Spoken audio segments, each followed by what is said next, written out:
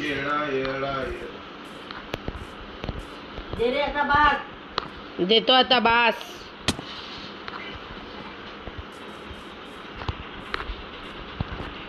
आजी ग किती लाडोबा ग लाडोबा. सुनाचं ते पण उचलून घेऊन गेली ग बाई. बाई बाई बाई बाई बाई येडी बाई येडी बाई कशी तरी चालत होती टुनुक टुनुक डुंटूड टुनुक टुनुक डुंटूड टुनुक टुनुक.